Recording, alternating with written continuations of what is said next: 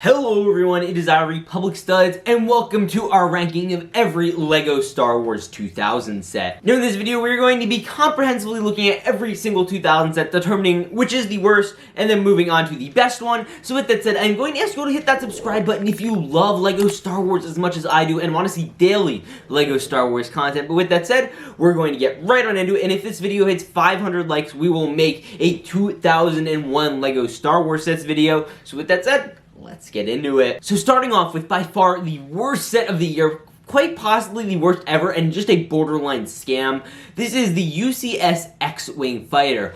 $150. Adjusted for inflation, this would cost around $250 in today's money. Now, first off, looking at this thing, this box art is just a scam. You're looking at this thing like, oh, that doesn't look that bad. It actually looks pretty decent. And here is what the actual model looks like. This is extraordinarily deceptive, and there are actually like laws against being this kind of deceptive. Now, they didn't exist as much back in the early 2000s, but because of this is a part of the reason why they make these laws. Now, this is a disgusting looking product. The bricks are all mismatched. You have tan, you have like red, you have blue. Like, it's an awful model. This is a UCS model, the first ever Ultimate Collector Series model, which is a line I am a huge fan of, and this is just does a complete botchery to it. I don't care that it's an early 2000 set. The box art was just borderline deceptive. They knew it looked bad, which is why they have this shadowy look on the box art, and it's just extraordinarily deceptive. And that carries on to our number 18 pick. So it's 7181, the TIE Interceptor, which the only real reason that it's above the X-Wing is because it's cheaper, so it wasn't hurting people's wallets as much when they were still being scammed. Now this one is $100, adjusted for inflation, it would cost about $163, $164, and again, it's just a big scam. They literally changed the color on the box art. It's gray here on the box art, and then you actually look at the model and it's blue. Like, they had to use different pieces or something, because I don't even know what was going on. Again, this is a UCS model. This is supposed to be a display model, a beautiful looking display model, and they do this. It is absolutely awful. And I feel even more deceptive than the X-Wing, but again, it's cheaper, and I think overall it's probably a better shelf model than the X-Wing. It just doesn't look disgusting.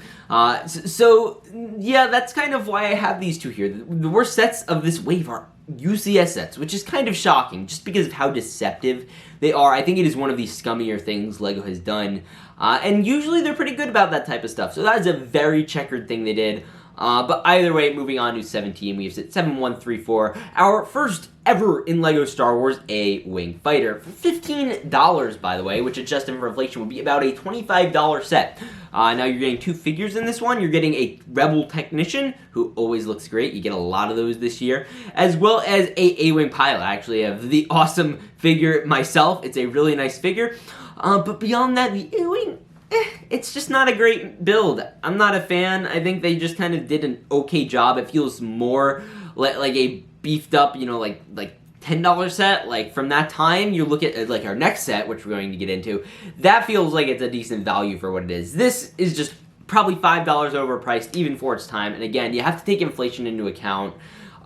Where I just think this is overpriced. It was a small set, not entirely worth it. Now moving on, we have set 7134, the Flash Speeder. Now this was $10, and adjusted for inflation, it would cost about $17. And now sets usually around this price came with two minifigures. This was the first one to only come with one, and it was not a very exciting one to begin with. You do get the little Naboo pilot, who is driving the Flash Speeder. I do like it because it is relatively unique. Again, I believe the first Flash Speeder we've actually gotten in LEGO Star Wars, but we'll see a few more of those. Either way, just an overall okay build. It's nothing super special. We're just getting into the kind of, mediocre things. But either way, I don't want to spend too much time on that. Moving on, we have 7159, the Pod Racing Bucket. This is iconic. $25 set. It did not come in a box. It came in this really actually kind of cool bucket. I like this. And, everyone has one of these types of Lego buckets in their collection. And this is the only one I'm aware of that was Star Wars themed. Now, it came with a bunch of pieces for you to build your own pod racer. It also came with Anakin Skywalker, Jar Jar Binks, and, what is that? What the F is that? Aldar Beto? What is that? I don't know what anyone was thinking. It's like they gave a battle droid a back problem and then popped whatever the hell that was on his head. I don't know, it's disturbing. Other than that, it's a great set, but 25 bucks, 41 adjusted for inflation, not an awful price. I think it's a really cool set. Now, let's move on to set 7115, the Gungan Patrol, a $10 set back in the day. It's starting to get good now, again, adjusted for about inflation, it's about $17. Now, this is great. This comes with 2 Gungan minifigures, one of them being Jar Jar Binks, and one of them being a Gungan Warrior, our first ever Gungan Shield, actually, there, as well as 2 Kadus. They were exclusive molds back in the day, and you know, if you get sets with like dinosaurs now, like in Jurassic Park sets, those drive up the price immensely. This did not drive up the price at all. Great value. Gungan Patrol here. You know, it's just really neat. You get the little ball roller thing that Jar Jar opened up with the big Boomas or whatever they're called. You know, great little Boyo pack. You're getting great little Kadus, just great little value. I really like it. It's a great way to build up your Gungan army, which again was really popular after the Phantom Menace, or relatively popular anyway. And a great way to, you know, combat your droid armies, which you could build, and we'll get into more of those later on. But either way, moving on, we have set 7144, our first ever Slave One, at a only $20 price, or $33 now, adjusted for inflation, which is pretty good. Now, you did get 2 minifigures in this one. You did get Boba Fett, who was, you know, this was the first official set, technically, if you don't count the minifigure packs he showed up in, and that's very cool. And then you also do get Han Solo in Carbonite, which they count as a minifigure, even though it's just a printed brick.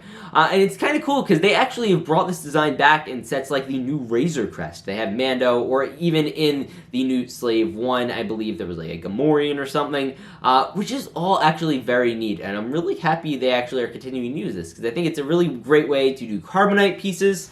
And yeah, you know, points for consistency. You know, they did diverge away from it for a while, but it is back. But either way, moving on, we have set 7104, the Desert Skiff. Now, this was only $6, which, by the way, is insane considering, like, you know, the other $10 sets we have. Came with Luke and Han, which was a great cheap value. Again, adjusted for inflation, it would only cost around $10. And it's great. You get Luke in his Return of the Jedi appearance, as well as Han Solo. You're also getting a little Desert Skiff, recreating really the first scene, you know, in the Return of the Jedi with Jabba's set segment of that movie. Very cool. Either way, moving on to number 11, we have set 7190, our first ever, and this is an iconic one, Millennium Falcon. Now, this cost $100 back in the year 2000, adjusted for inflation. It would cost about $164, which is around what the average Falcon costs nowadays. So yeah, either way, this was a great, like, starter set. In this one, you got Luke Skywalker, Leia, as well as Chewbacca, Han Solo, R2-D2, and C-3PO, and again, it was our first ever full playset Millennium Falcon, and first ever Falcon period. Now, you know, it really introduced the open style layout that Falcons have been accustomed to have. You know, you get a great look at the interior. Now, beyond that, is it a beautiful set? Absolutely not. They use some nice exclusive printed pieces all over, which is very cool.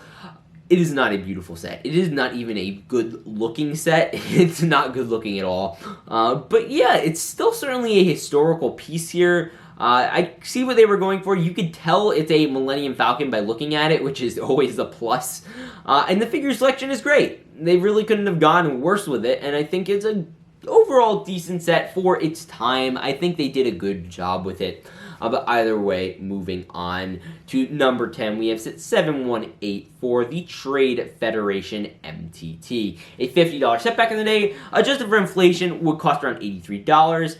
And it would have around 7 droids, which, you know, I think is kind of controversial. They should have had more, especially for an old 2000 set.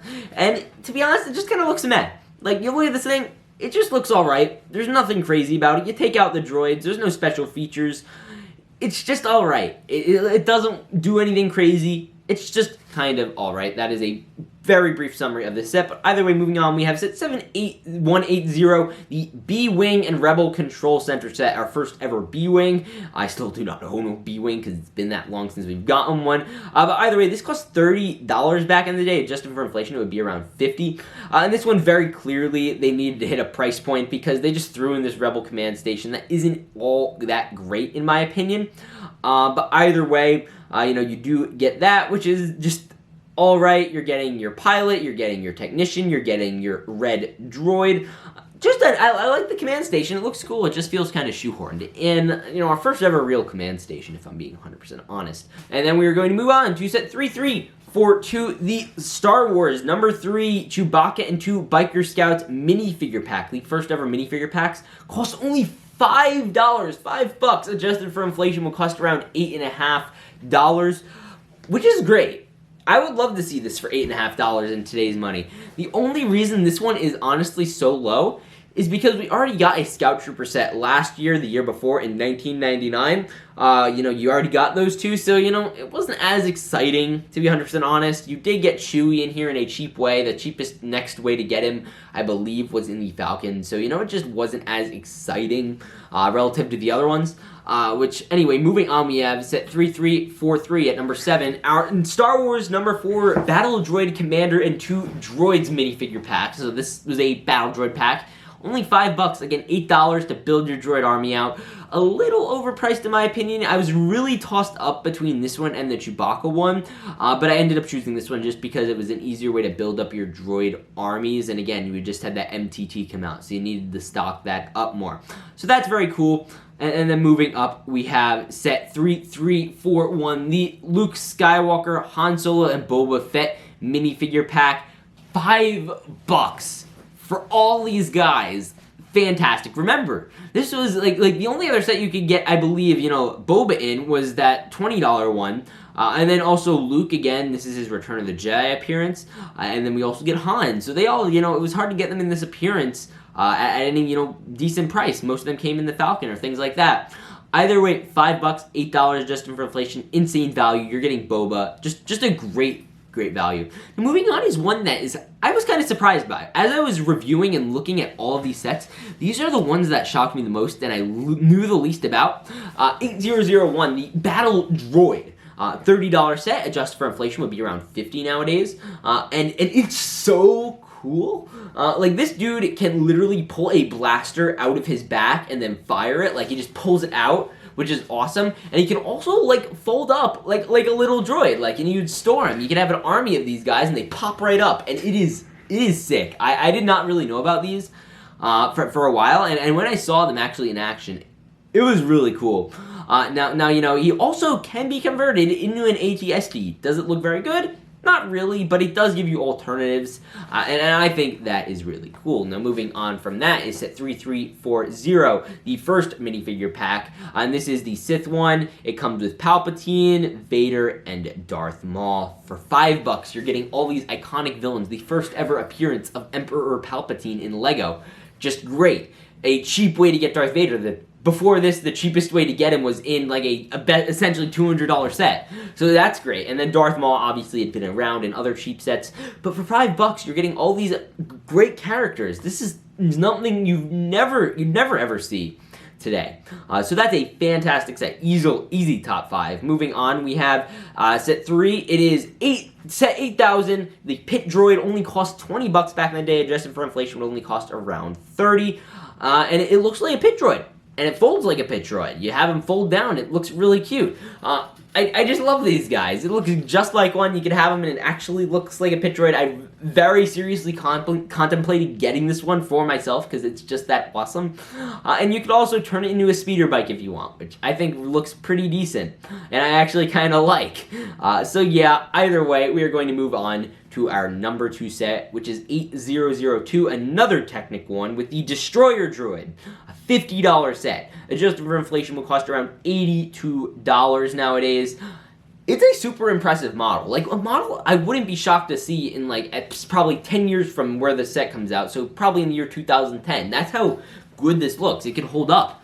Now, it's really cool. It actually rolls. It can actually roll. It closes down and collapses and does that.